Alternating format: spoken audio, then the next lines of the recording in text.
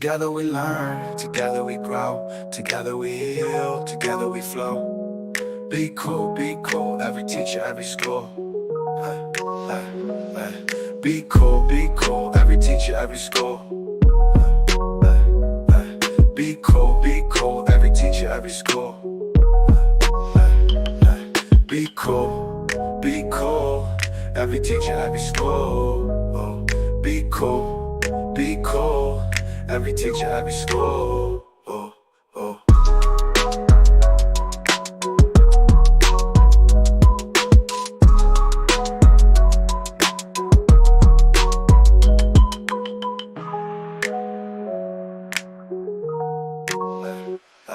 Be cool, every teacher. Good evening, everybody. How's it going? My name is Todd Scholl. I serve as the lead learner for the SCEA Center for Educator Wellness and Learning. We call ourselves COOL for short. That's CEWL. And you can learn everything you want to know about us right here on this website at cool.us. That's CEWL.us. And there you'll find all of our past live streams, all the videos that our members are creating, like Pete Stone's Cool Vibes. We have Alex Del Castillo's yoga videos. We've got Steve Newsom's writing. We've got all of the information about our Cool Induction Institute, including our Cool Coaching program led by the wonderful and talented Dr. Marcella Weinsnyder. So again, visit us at cool.us to learn more about who we are at the Center for Educator Wellness and Learning. Well, tonight is a very special presentation. We have a very special guest with us. Her name is Sylvia Wright. And if you are in South Carolina and you're in education, you've probably heard her name already. She is a veteran educator with more than 20 years of experience serving students in schools across the country. She holds degrees from Fayetteville State University, Columbia College, Texas Tech University. Her Red Raiders are in the playoffs, by the way, and the Citadel, including multiple master's degrees and a specialist in educational leadership, preparing her for superintendency. She is currently pursuing her doctorate in educational practice and innovation at the University of South Carolina. Go Gamecocks! A military spouse, Sylvia has taught English and social studies at the secondary level in multiple states, served as an adjunct history professor, and taken on leadership roles, including the department chair, AVID coordinator, instructional coach, and district secondary coordinator. Her work is focused on improving instruction, supporting educators, and building systems that raise student achievement. Deeply committed to community service, she has also served with the Greater St. James AME Church, the Tri-County Exchange Club Education Committee, and the Fellowship of Christian Athletes. And now, after all of that, she is running for South Carolina State Superintendent of Education, bringing a broad perspective, a heart for service, and a deep dedication to strengthening public education across the state. You can learn more about Sylvia's campaign at Sylvia 2026 SC. .com. Let me pull that. Let me pull that website up so you can see it. So it's not Sylvia. Sorry, it is Wright 2026 SC.com. That's Wright 2026 SC.com. So I am thrilled to death to bring on our guest tonight. Welcome to the show, Sylvia. How are you? I'm great. Thank you. And that was an amazing introduction. Thank you. Now, you and I met maybe a year and a half ago at the ESP conference that the SCEA was did, and we had a wonderful conversation. I was really enthusiastic about your vision. So I want to just thank you for being on the show tonight and sharing a little bit about who you are and why you're running and what your vision is for education in South Carolina. And folks who are watching, if you're tuned in, you are more than welcome to bring on comments and questions, and Sylvia will either answer them or ignore them at her discretion. The first question I have for you is, you have 3 master's degrees, and when I read your bio, I was like, holy cow, 3 master's degrees. I'm wondering, did any of those take you 6 months? No. More than that. More than 6 months for each one. Yes, Okay. yes. So not only do you have master's degrees, but each one of those master's degrees, I assume, took the normal length of time and wasn't expedited Right. for Almost 2 years. you. Okay. No offense to anybody else, but I had to get that little dig in. So let's start with who you are, because I think when people go to vote, yeah, I do think they vote on issues, but I think they also, there's something in the limbic system. There's something about how they feel about a person, and they want to trust somebody and know that this is somebody that I feel like I can sort of trust with my vote. So let's just start off talking a little bit about you. Who is Sylvia Wright? Your background, and tell folks what you'd like to know, that would Awesome. like them to know. I love that. Okay, so have you ever seen the movie 13 Going on 30? I have not. Okay, so that's one of my all-time favorite movies. So Okay. Jenna Rink, and there are two things that I want to pull from that relate to my life, because I want to start with, Sylvia in school, because what happened in school is kind of what inspired me as a teacher, or to become the teacher that I became. But Jenna Rink, she wanted to fit in. And so she changed who she was, or tried to change who she was to fit in. But, if you see this movie, there was magic dust sprinkled on this, dollhouse, and she wished to be 30. But when she became 30 and was in the in crowd, she realized that's not who she was. And I bring that up because while I was in school, I tried to be someone who I wasn't, to try to fit in. It wasn't until I got older that I realized that I didn't have to try to fit in with anyone. I'm unique the way I am. And so Mm, that's what I instill in my students. When I see them trying to fit in, I emphasize the fact that you are who you are. You do not have to be like anyone else. And the second thing from that movie is, once Jenna realized that that's not who she was, that person, she went back to her childhood home and looked for that dollhouse in this closet down, she knew exactly where it was, because she was able to go back to a childhood home. Well, I'm a military kid. And so we moved, I know we moved like 3 times, and I don't have a childhood home like that. mm, So I know how it feels when, you know, people feel displaced. Um, like when students feel displaced, I can relate to that. Because part of, being a military kid, I didn't feel like I belonged. And that yeah. also fed into the first part of trying to fit in. So I can relate to kids or students. And so I say that because as a teacher, again, I wanted to be that person that students could talk to, could come to, because I understand where they're coming from. Right. And then continuing with childhood in that frame, my parents are servant leaders. Service is like the backbone of our family. My dad, of course, military. My mom worked for Bell South, but in her off time, she was always volunteering for things. I remember people, like kids from the neighborhood, coming in the backyard, and we'd have Big A. It was like Bible study for kids. When we were at church, my mom was over Vacation Bible School, children's church. So she was always serving. She adopted Grandma Mary. She's this blind old elderly lady, but mom adopted her, and so we treated her just like she was our grandma. We would go to her beep ball games, and the ball would beep, and they would hit the ball and then actually round the bases. It was, my mom has a heart for service, and so I carry that because that's Yeah. how we were raised, to serve. So when I say that I'm a servant leader, I legitimately was raised for service. Mm. Um, So is that desire to serve, is that what was the major call for you when you decided? I mean, it's a huge decision to run for a state office like this, to get yourself into politics, I think is incredibly courageous, especially in this time and mm, era and this state, to put yourself out there, knowing that no matter what you say, yeah. you're going to get critiques from all different angles.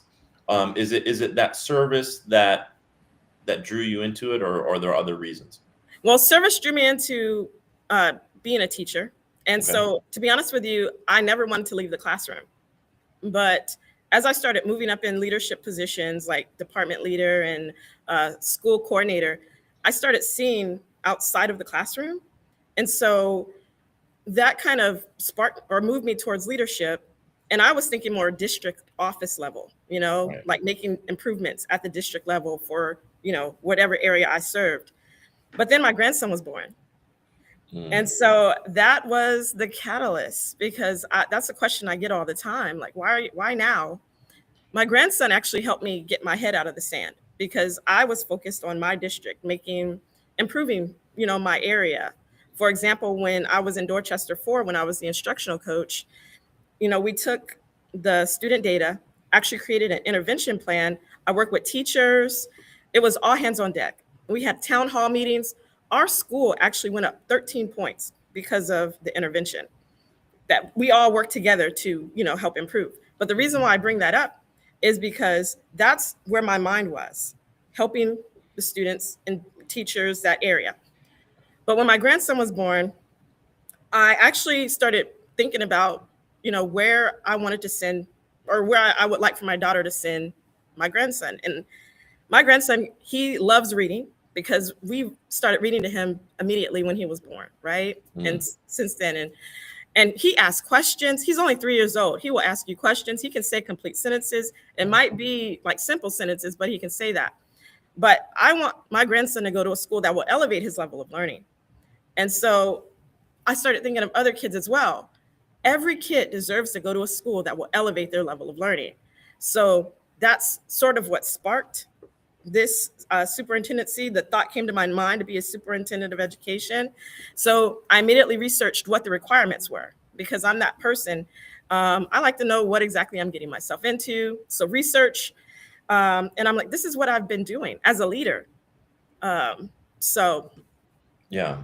yeah. One of the things that I love when I was reading your website, speaking of your grandson, and I think about I have a daughter who's in high school still, and I share a very similar type of view around, like, my passion for education advocacy is really around young people, and my parents kind of started me on that path, and my kids kind of really, and my students really drove me further to want to do more. And one of the things you said, and one of your top priorities, is the whole child approach to learning. And people say that, throw that term around a lot, whole child. What do you mean by a whole child approach to learning? Thank you for that, because this one, it means so much to me. So we think of everything in silos right now. What happens at school happens at school. What happens at home is at home. What happens in the community. That's not the case. Everything that happens, it's all connected. For example, if a family is homeless, right? If a mom doesn't know where her child is going to, or if the child doesn't know where they're coming home to each day, do you think they're focused on school? No. So there was this program that I was introduced to in Charleston County called Communities in Schools. And with Communities in Schools, they connect community resources to help the child. So if a child doesn't have food at the house, they give food bags. If they don't have access to healthcare or dental cleanings, they provide that. There was a big van, or like a RV bus, that came to the school that provided those services for the child and the parent. If a parent didn't have a job, they could help provide those community resources to get that job. So the reason why I bring that up is because if we can support the parent, right, the community, bring the community in, support the parent, that can support the child, and then the child can be that student, be that child, and focus in the classroom. So everything is interconnected. Yeah. So that's what I mean by the whole child. Absolutely. And I love how you talk about prioritizing social emotional learning and self-regulation, because that's something that's so near and dear to my heart.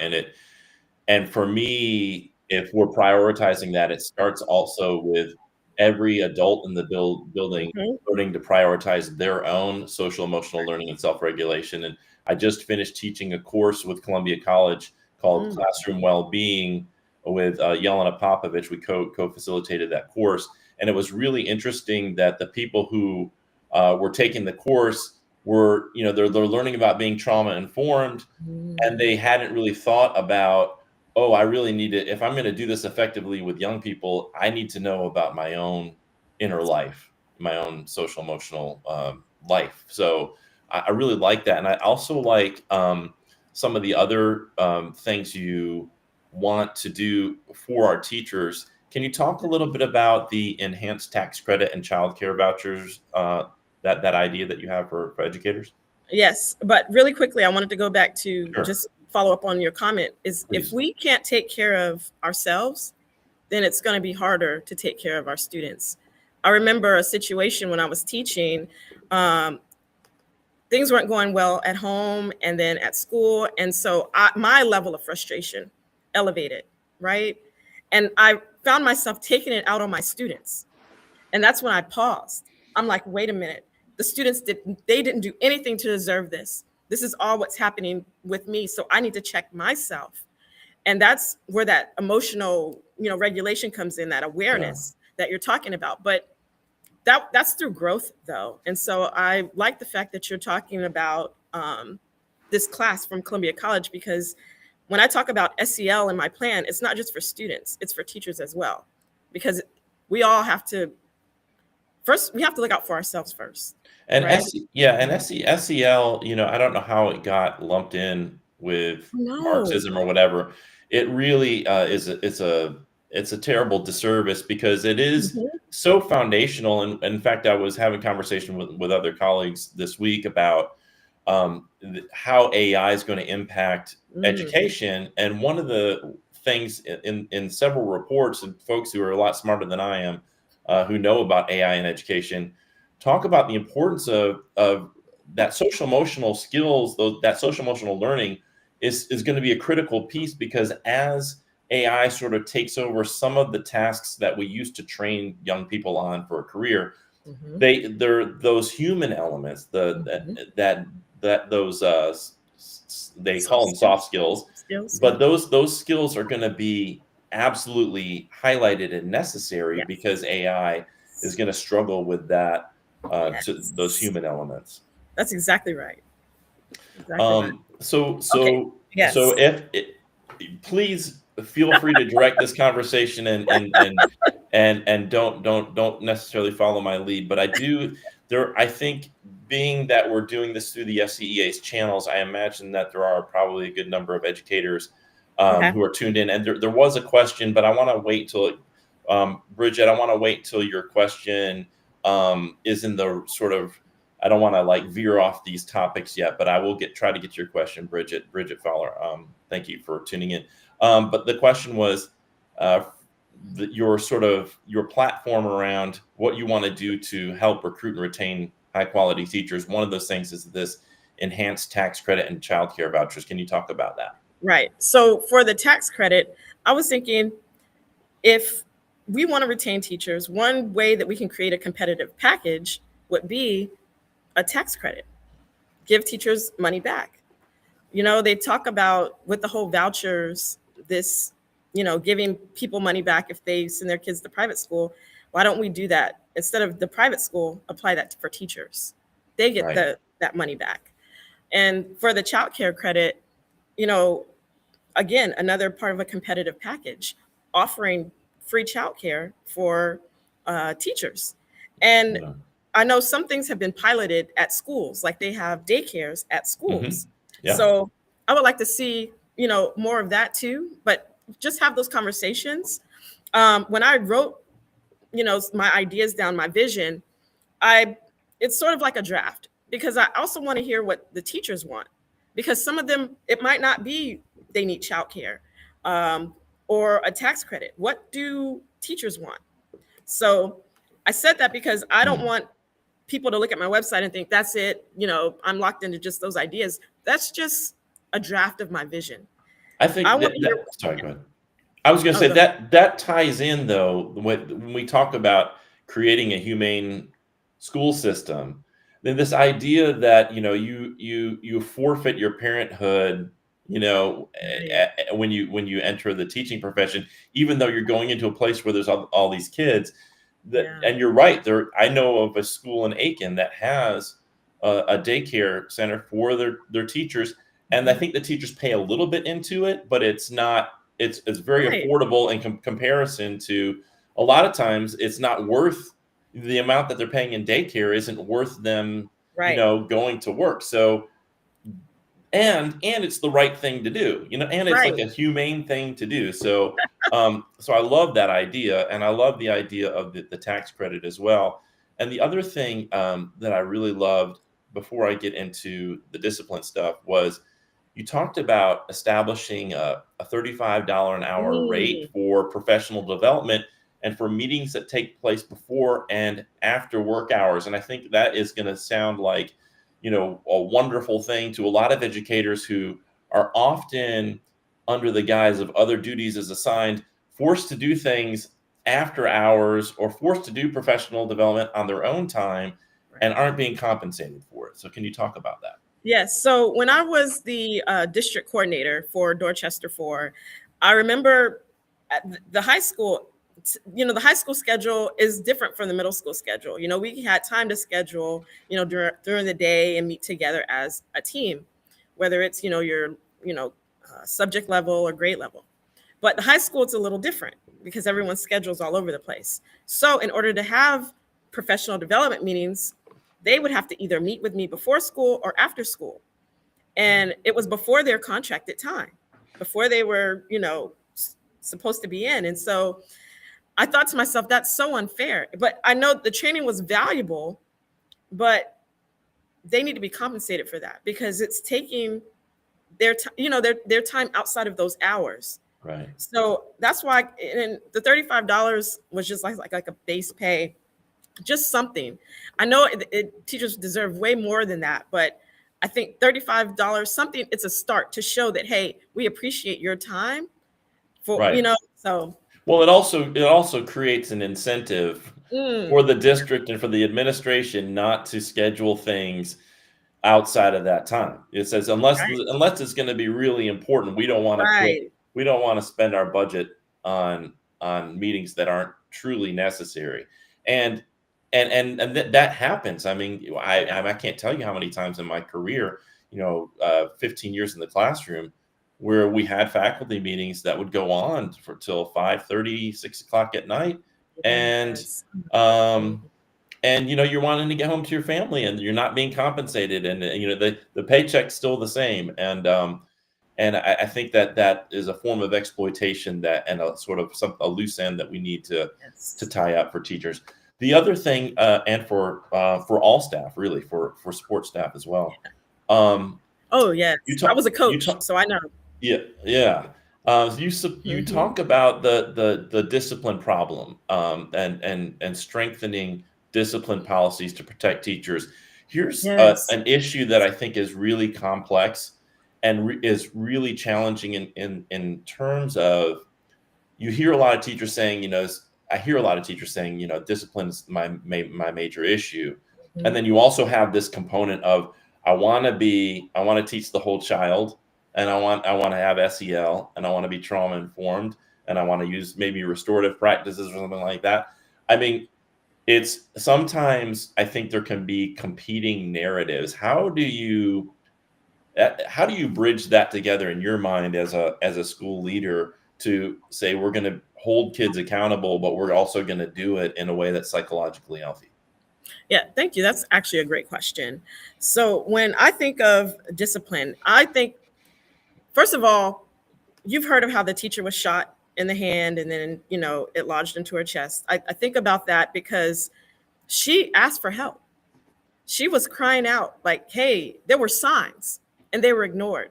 So when I Mhm. talk about strengthening the discipline policy, we need to strengthen. If a teacher is saying this, if a child is exhibiting this behavior, there needs to be something in place where there's a conversation, where there's Right. counseling, something.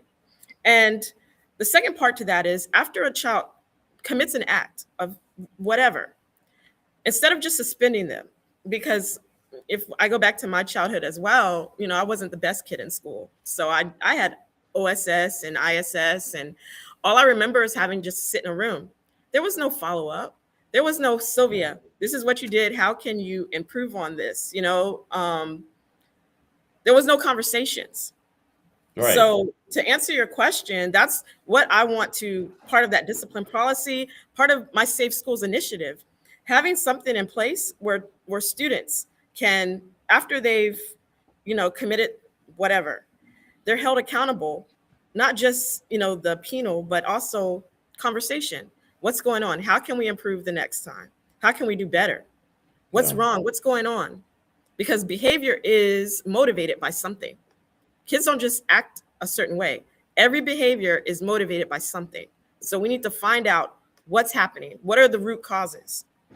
So in order to do that, you have to have conversations. And I feel like that's something that's missing. Right. We got to figure out what's going on because all behaviors are communication, right? It's a Mhm. communication of something, of some type of need that's not being met, especially when it's a maladaptive behavior. Right.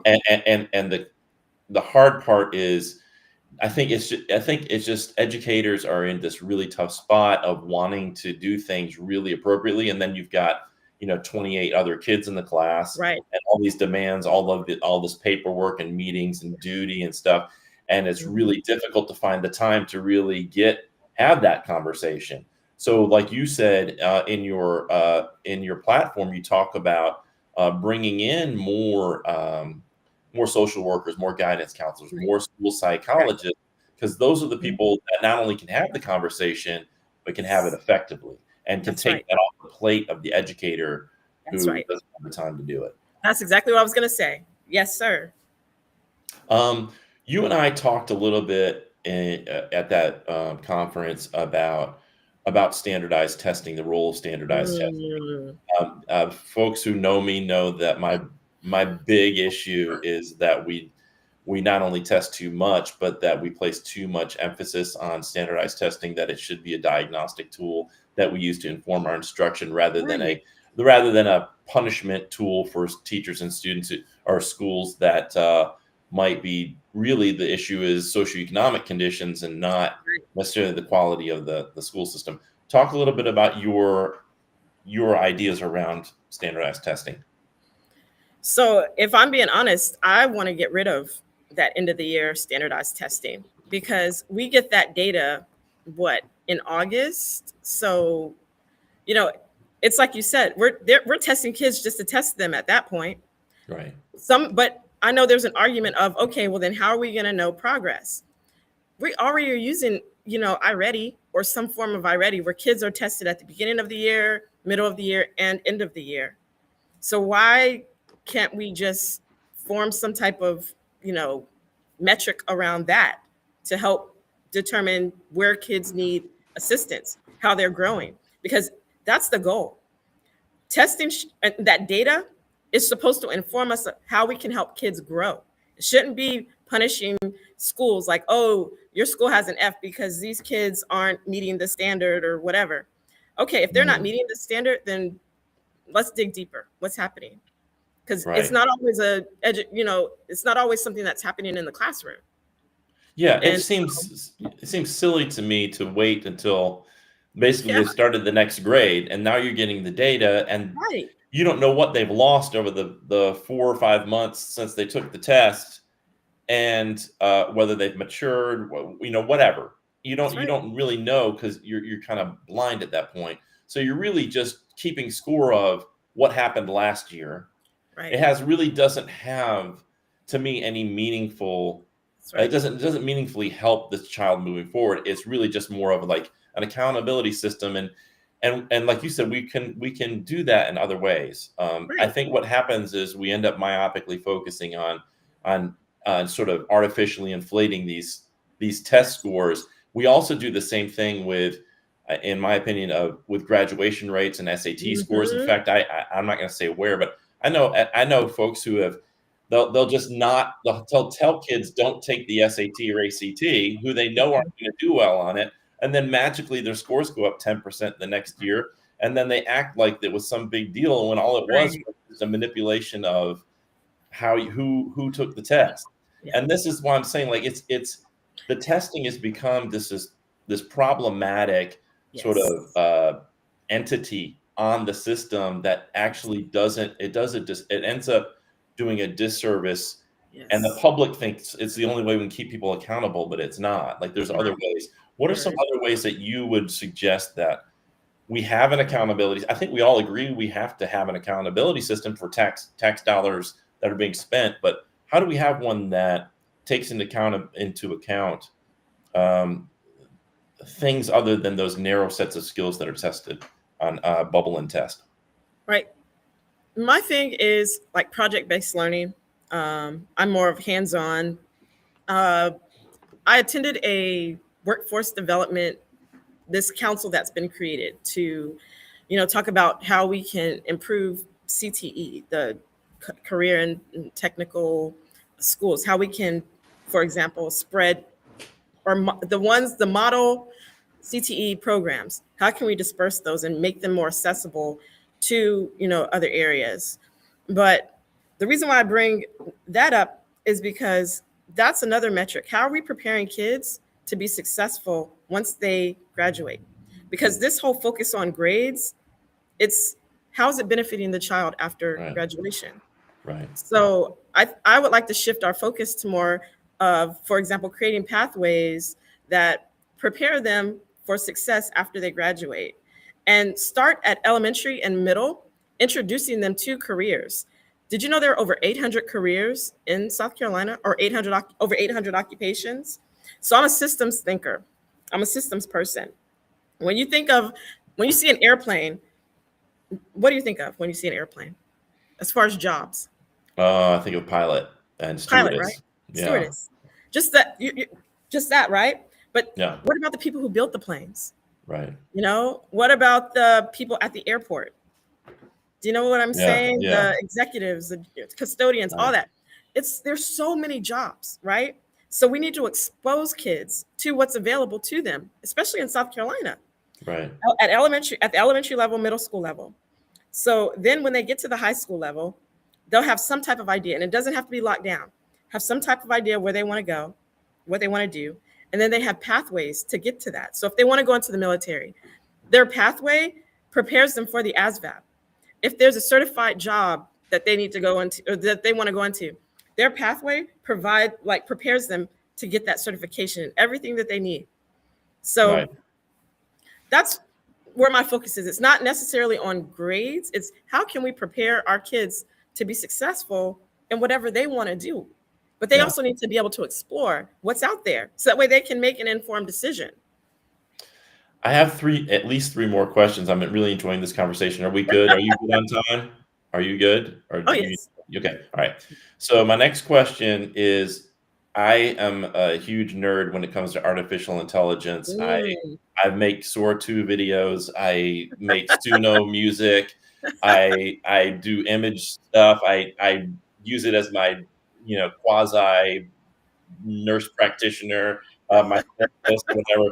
I use AI all the time, and um, there are folks out there, very influential and credible people, who are sort of sounding the alarms around artificial intelligence. And one of the areas that it's going to impact, of course, is education, because we're preparing. If we continue to prepare our kids the way we have, right. that future is not going to, when your grandson, Right. graduates from high school, college, future is going to look so much different because of artificial intelligence and quantum computing. What um what would you do as state superintendent of education around the issue of artificial intelligence to ensure that our schools are aligned with preparing our kids for what's coming? Well, the first thing is policy. We need some type of policies, not only for how to utilize AI, but how to protect children from the dangers of AI. Because I Mm. actually attend a monthly AI roundtable. I haven't been, in a while because of campaigning, but in this roundtable, we had that discussion about the people who know who about these dangers of AI. There's no regulation or anything stopping them right now, and we don't even know what those dangers are. So one of the things that I want to do is create like an AI collaborative, and get people who I know, or who like from this roundtable, we've already had discussions, and they're from all over the country, actually all over the world, because there's some people from New Zealand in this meeting. Um, but people that I know who've already been working in the AI space, having these conversations, creating regulations, combating, what these negatives are, so that way Yeah. we can be on top of that to protect the children, teachers, And there was another thought that I had too about AI, but it just escaped me. Um, But the major thing is creating those policies to protect our children. Mhm. Oh, critical thinking. That was the other conversation that we had. That is how we can combat AI or stay on top of AI. That's why critical thinking is very important. Yeah. So, critical thinking in the curriculum, programs like Avid, for example, Yeah. that incorporate curriculum, or their curriculum incorporates critical thinking, things like that. That's what I want to make sure is available in every school, because I want to emphasize critical thinking in order to combat, or not combat really, but prepare students for this future of AI. Because you're Right. right. I've been to for example, BMW manufacturing plant, and I've seen how robots and machines, Yeah. this AI, work together with, humans, and Yeah. that's the future. So Yeah. we've If got to you prepare them for that. you look at the advances in robotics coming our Hmm. way, and then anybody who's been on ChatGPT or has used uh, AI, no matter what you're using, Claude or whatever, uh, it's it's so powerful already, and this is the worst it will ever be, and it's going to get exponentially better. Then you add quantum computing into that, and it Right. makes sense. I'm very concerned about the future for kids. You talk about the 800 professions. I'm wondering how many of those will still be available to them. And also, it's not even what's available, but then the leverage that they'll have if they're so somebody put it this way, Tristan Harris, who is the co-founder of the Center for Humane Technology and worked at Google. He said, Mm. imagine that there's millions of immigrants that are moving into your country, and they're all Nobel Prize winning level geniuses. They're also willing to work for less than minimum wage, never take a day off, Mm. don't need any benefits. Imagine that coming in. What would that be like in terms of your leverage, like trying to get a job and trying to advocate for higher pay and working conditions? It's really going to be difficult for future generations to compete with that. And I think so. This is why I think it's critical for us to consider shifting to the things that make us uniquely human that are going to be really difficult to replicate. So, Yep. for example, if I watch my son play cello, I don't want to watch a robot play cello. You know Yeah. what I mean? Yeah. I don't want to watch. I mean, only out of fascination would I want to see a painting from a robot, but I don't really Mhm. want a painting from a robot. I don't want to go and watch a play with a bunch of robots. I mean, maybe one time, but like there's a human element to the arts, to certain care, the way we give care, therapy, things like that, that you just it's difficult to replicate Mhm. digitally. So I think those things need to be focused upon. Um, I my agree. And my part of my plan includes arts integration and language immersion programs. One of the things I want to bring to different school, or bring to public school, are more programs. That's part of like those pathways. Because right now I feel Yeah, like we operate in like this single, you know, right, space. But right, arts integration is definitely part of my priorities. awesome. My next question is going to be is a little bit challenging, and feel free to Okay. pass.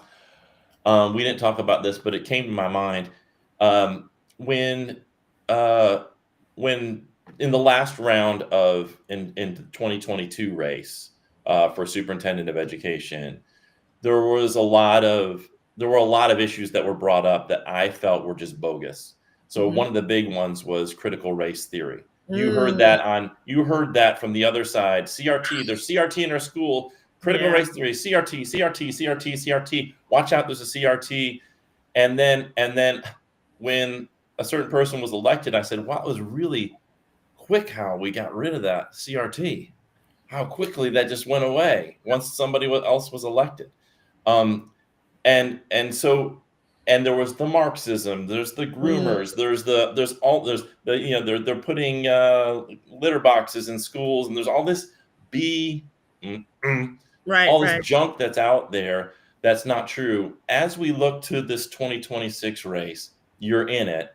You Yes. know those kind of attacks are coming. Hmm. What do you anticipate coming towards you, and how will you handle that differently than maybe other candidates in the past have? Well, I agree with you because they're going to come with the same, you know, the same lines, but I just want to focus on the facts. Focus on what Ellen Weaver has not done. Focus on the failure of public education. Well, not failure of public education, but the failure to focus and improve public education. Because her focus was more of charter schools and vouchers. So if you look at, for example, the data from students in special education, 70 to 80% of students who receive special education services are reading below grade level. And that's been like that. Why? You know, she says promises made, promises kept. But then I look at these groups that there's still disparity in several of the student groups. So what are we doing? What has she done to help students, you know, in these groups? Because the data shows us, and it's been like that. If you look at the data, 2022 data to now, you know. Yeah. So the reason why I'm saying that is I'm going to focus on what hasn't been done. Right. And how I'm going to come in and make sure it gets done, have those conversations. There's so many great things in the works in the Department of Education. For example, the innovative class that I was talking about, you know, how we merge careers with our instructional, you know, our basic instructional curriculum. For example, when I was the district coordinator, I merged logistics with English 3. And I created that curriculum, or, you know, set up that curriculum, but the teacher was responsible for the instructional strategies, whatever activities she wanted to do. It gave the teacher more autonomy. So, but this right now is an innovative, it's a pilot for just special education. But I want to expand that to general education. And the reason why I'm bringing that up is because we have things that are in place, but we just need leadership to carry it on, to improve the system. Because right now, the leadership that we have is not focused on improving the public education system. And that's proven by what's, because your actions. What I've seen take place is money that's being shifted to private schools. And when that whole initiative started, it was under the auspices of, we're going to help these poor kids get out of failing public schools. Right. And then, of course, when the rubber meets the road, what ends up happening is you start expanding that, you start increasing the sort of family income threshold where you qualify for this voucher. And my argument has always been, you wouldn't, like, if I went to the public library in my town and they didn't have a book that I wanted, let's say I wanted Project Hail Mary, you know, they don't have it yet. I don't go to them and say, give me a coupon to Barnes and Noble so I can go buy it there. I have to go and buy it. If I want it right now, if that's what I want right now, then I go and I pay my money to Barnes and Noble or whatever bookstore, and I get the book. Or I ask the library, hey, can you order this book? And, you know, when it's in, can you notify me? But this idea that we're going to not only funnel the money to private schools, but then we're not even going to hold them accountable to this in the same way that we hold the public schools accountable. Like they're able to have their cake and eat it too. They can get the money, but we don't. Somehow accountability doesn't apply when it's when it goes to a private entity. Like, they don't have to show us their test scores or do anything. So I feel like most South Carolinians have to see the logic in that we don't. Like, to me, it's even like a conservative value that we don't give public tax dollars to private entities. Like, I don't like, that doesn't make sense to me, especially when they're not held accountable and they can discriminate. They can do anything they want to. They can say your gay son's not allowed, or your pregnant daughter, we're going to kick her out, like that. Or your special ed child we don't serve them. I don't know. I'm sorry to go off on a rant, but what are your thoughts? No, that's right. About vouchers? Like, how do we reverse this? So, you know, it's going to go through the legislature. First of all, I want to make clear that I have nothing against private schools. I have nothing against charter schools, but public money belongs in public schools. So what I plan to do is work with the legislature, and if they want to continue along this voucher road, then we need to make it fair. There needs to be regulation. There needs to be whatever we hold public school to, we need to hold the private schools to as well if they're receiving these public funds. Because as superintendent, I can't just wave a wand and say no more vouchers, but Right, what I right, can do is advocate for regulations, and be that voice, because right now there's no voice against it. There's no conversations, right. because that's the agenda. So I plan to advocate for fairness. If Yeah, yeah, they have to take, if we have to still do statewide testing, so do the private schools. We need to see your books too. right. You're going to be held accountable as far as where this money is going, how it's being spent. One, And one private of, schools don't want that. So I feel like that's going to cause them right, to opt out. right, right. One of the one of the attacks that usually comes from the other party is that somehow the Democrats are against parental rights and parental choice. I think Mm, that tends to be a big one, and I think that fear mongering around, oh, they want to take my rights away from me. I think that's what sort of fueled the rise of groups like Moms for Liberty. right. There was this idea that you're not listening to me, and I will say I think there's a case to be made for this idea that with all this standardized testing and we take away kids' recess, and there's a lot of things that are happening systemically that I do think parents have a legitimate gripe over.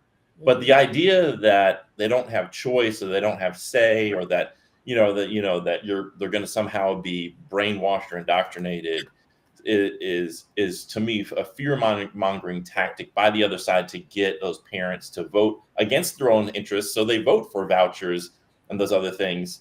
What are your thoughts on parental choice and parental empowerment? Well, I agree with you. I feel like that whole conversation about, parents' rights, that's feeding a narrative, Right. because one of the things that I've seen, because if we're talking about parents' rights, there's a district that closed down a whole school without, parents being notified. The staff didn't even know. Um, so there needs to be conversations in that sense. I feel like this whole narrative about parents' rights is for certain parents. So if we're going to go with this, you know, we're for parents' rights, then we need to be protecting all the parents. It shouldn't just be a Right. certain group. So Right. it's not right that a whole school is closed down. Like I think it was within 2 months of this, school starting back. Mm. And then I've also seen parents going to school board meetings where the school board doesn't even acknowledge the parents. They're straight up disrespectful and rude to the parents. So, Yeah. you know, it's not parents, that narrative of parents' rights, in my view, it's a different type of rights as far as Yes. being respectful to parents. I believe that respect there's disrespect towards parents in certain Yeah. areas, and I've seen it for myself. And that's what needs to be addressed. Yeah. And and some of this is like deeply coded Mm, language, and gets into the history of segregation, and it gets into yeah, some religious issues. It gets into a lot of things that tap into that limbic system, as I mentioned before, that creates sort of like this anxiety in parents around mm, what is the school system doing to my child? What's in the library?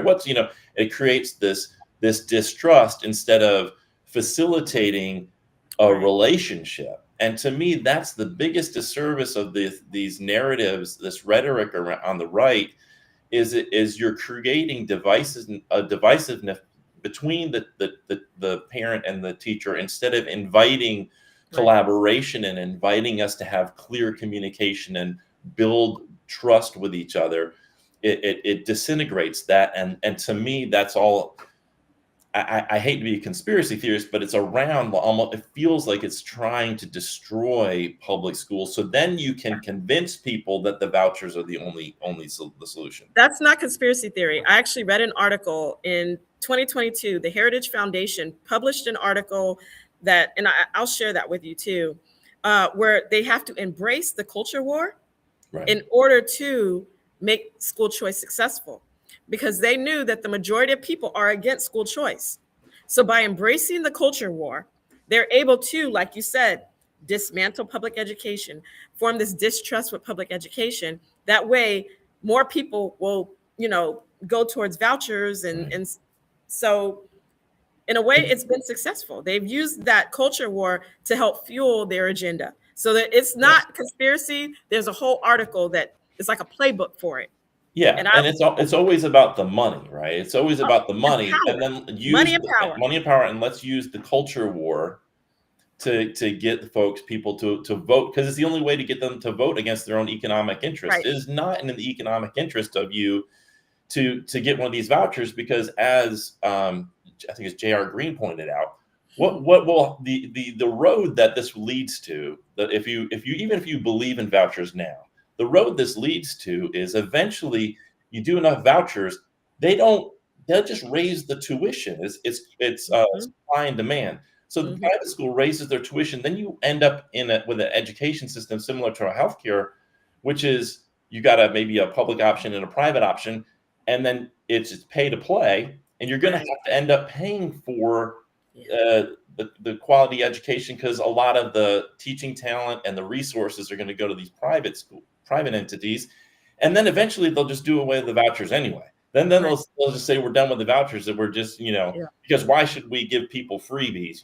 Why should this? You kind of slowly move into the direction that the free market will take care of the public, what has been a public enterprise, for a long time. And so, but that's because it's the only way to profit. That's how these folks will profit from it. And there's billions of dollars to be made. Oh yeah. And if it remains in the public hands, it's those people don't get to profit. So sorry, I don't mean to rant, but that you're right. I agree with you. That's right. Before we leave, I did want you to, I understand you're an author, and I'd love for you to plug your book and your website, so folks who are interested in supporting your campaign can do that, and who want to buy your book can. So tell us about the book and your website. So I wrote How I Survived the First 5 Years of Teaching for new teachers, because I remember when I first started teaching, when I was doing my undergraduate work, I remember reading that within the first 5 years, teachers quit. And I experienced almost every single thing.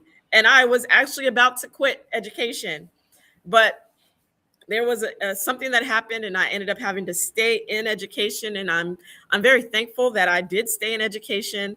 But this book it's not one of these, the high language and all that stuff. It's basically like a memoir. Okay. So, and I say that because there might be some language off and things like that, because this wasn't in my mind academic focus. Right. I'm actually in the process of writing a book that is academically focused. Well, I don't know how you have the time with the 3 masters and the doctorates and the campaign now. And the grandson. Yes. And you've got all this going on. I really admire when I read the 3 masters, I was like, holy, what? I admire what you've done. You clearly care a lot about your own personal learning, like being a lifelong learner. And that to me is a testament to like your sincerity, not only wanting to serve, but wanting to continue to learn to be an effective leader. And that's what we need. We don't need McMasters, no pun intended. We need folks who actually really do want to learn, not just so that they can run for office, but who have a genuine interest in continuing to learn and grow and develop personally, so be the best leader they can be for others. That's right. So thank you. And your website again is Wright2026sc.com. That is correct. folks who are interested in learning more about Sylvia's campaign can go there. We'll put it in the chat. And I just want to say thank you. It's been a wonderful conversation. Yeah, thank you. Anything else that you wanted to mention before we sign off? Oh, no, I just really appreciate this time. And for all the people who are listening, like I am, like you said, dedicated to serve. And if you are really serious about improving public education in South Carolina, I am the candidate for you. Awesome. Well, Sylvia, it's been a great conversation as always. Every time I talk with you, it's a wonderful conversation, and Same. I wish you the best moving forward. And I Thank hope you. you have a wonderful holiday with your families, and and a wonderful new year. You too. Thank you. All right, take care, Sylvia. All right, everybody. That's Sylvia Wright, candidate for South Carolina Superintendent of Education. And once again, you can find her website right here, Wright2026sc.com, and learn more about her issues. And if you're interested in coordinating with her campaign or supporting her campaign, I'm sure there's contact information and different ways that you can do that there. I want to thank everybody who tuned in tonight. Also, want to share with you a couple of resources that we have here at Cool. One is Cool Yoga. If you're not following the SCEA on TikTok or Instagram, you're missing Alex Del Castillo's awesome content over there. So if you have those apps, just go do a search for the SCEA and follow us on those platforms, and you'll get all that great content. We also post Pete Stone's videos over there as well. We also want to remind everybody that every Tuesday and Thursday night, we offer something called Cool Coaching. And this is free online one-to-one support for induction teachers, those teachers who are in the early part of their career, in the first 5 years. They can log on. You do not have to be a member of the SCEA. Of course, we would love for you to become one. But all you have to do is go to cool.us/coaching. That's cewl.us/coaching. And you can go anytime between 6 to 8. This is not a 2-hour session. You can show up at 6:18. You can show up at 7:23. Probably don't show up at 7:59 unless you only want to do it for a minute. But you'll be put into a breakout room with one of these 3 veteran educators, Angie Brush, Stephanie Johnson, and Dr. Marcella Weinsnyder, who leads our Cool Coaching program and our Cool Induction Institute. They offer this for free, and you can get advice. You can just vent a little bit. You can ask them questions, and it's all free, and it's one-to-one. It's confidential, and we just invite you to do that. And if you know early career educators in your area, make sure they're aware of this free resource. And the last thing I wanted to share with you is coming up in January. I believe this is January hang on. I didn't write it down before we started. January the 7th at 6 o'clock. We will have Lisa Ellis, who is the other Democratic candidate for the South Carolina Superintendent of Education. She will be on to share her thoughts around her candidacy for this position. And I do want to say, in fairness, I did reach out to our Superintendent of Education, Ellen Weaver. And if she is watching, or anybody who knows her, I would love to have her on to ask her the same questions, and have her share her ideas, and any pushback on me or anything that's been said. We'd love to hear what she'd have to say. And so want to invite Ellen to come on the program as well. And if anybody else does announce their candidacy for Superintendent of Education, we will do our best to try to get them on the show so they can have equal time, and we can learn more about them. And then you can decide who you think you'll vote for this position, this important position that will affect education for years. And so the primaries are coming up. They'll vote for the primary candidate. So who's going to be the Democrat or Republican nominee? That'll come up in the summer, and then next fall, in next November 2026, they'll have the final vote for to see who will be the superintendent for the next 4 years, from 2026 to 2030.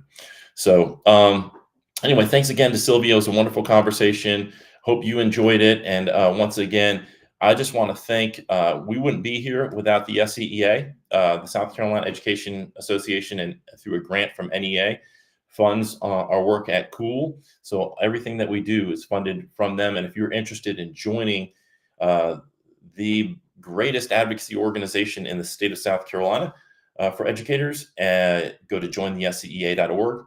Not only do we have classroom teachers, but we have administrators, we have bus drivers, custodial workers, front office staff. If you work in a public school in South Carolina, you can join the SCEA and you can reap the wonderful benefits of being a member. Not only would you be joining this SCEA, but when you join, you're joining NEA, which is the National Education Association, and all of their benefits. And then you also are joining your local association. Like if you're in Greenville, you'd be in the Greenville County Education Association or Horry County Education Association. So membership is 3-tiered: local, state, and national. And the reason we do that is because in order to advocate effectively for educators, you have to be advocating at that local level to like your local administration, your district office. You have to be advocating at the state level because that's where a lot of the laws and the budgets and so forth are set. And then if you're forgetting the national level, well, that's we see how important that is. I mean, they're dismantling the Department of Education, and you have a former WWF executive who's running that department now. So if we're not advocating, that kind of thing is going to continue if we don't advocate at the national level for the things that we need. We need the right kind of policies coming from Washington, D.C., because a lot of those policies that are made in Washington make their way to the state house, and we're sort of confined by those policies and mandates. And then from the State Department to the district office to your school, into your classroom. So advocacy has to take place at all of those levels in order for it to be effective. If we're missing one of those, it's like missing one of the legs of a stool. So we encourage you to join us at jointhescea.org, so you can join online right now if you'd like to. Thanks so much to everybody. I hope you have a wonderful holiday season. We will be back in January with our interview with Lisa Ellis, and we've got a lot of other great live streams and events lined up for you in 2026. Until then, have a wonderful